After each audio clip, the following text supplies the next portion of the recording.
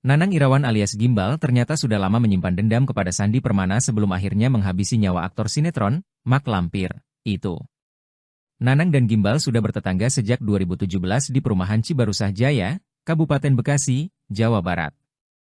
Perseteruan antara Nanang dan Sandi bermula saat korban hendak mengadakan pesta pernikahannya pada 2019.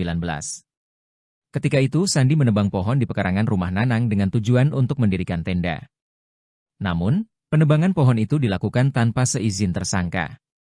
Setelah peristiwa tersebut, Nanang dan Sandi tidak pernah bertegur sapa satu sama lain. Pada 2020, Nanang menjual rumahnya yang berdekatan dengan kediaman Sandi. Nanang pindah ke blok lain, namun masih dalam satu perumahan yang sama dengan korban.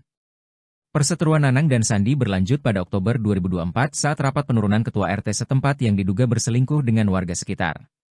Dalam rapat tersebut, Sandi terlibat cekcok mulut dengan istri ketua RT.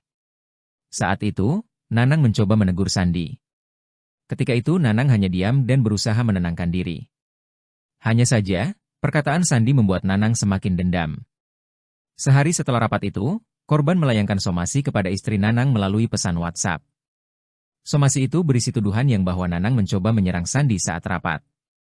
Puncak kekesalan Nanang Gimbal terjadi pada Minggu, 12 Januari 2025. Saat itu tersangka sedang memperbaiki sepeda motor di pinggir jalan di depan rumahnya. Secara tiba-tiba, Sandi Permana meludah ke arah Nanang Gimbal. Selain itu, korban juga menatap tersangka secara sinis.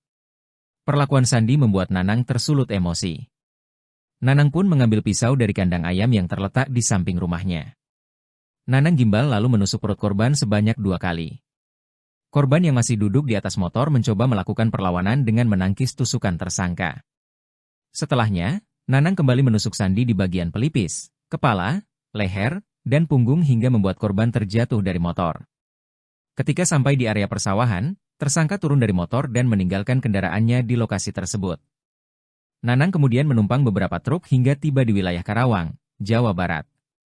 Sempat buron selama 2 hari, Nanang akhirnya ditangkap polisi di Karawang pada Rabu, 15 Januari 2024. Saat ini Nanang Gimbal mendekam di rutan Polda Metro Jaya, Jakarta Selatan.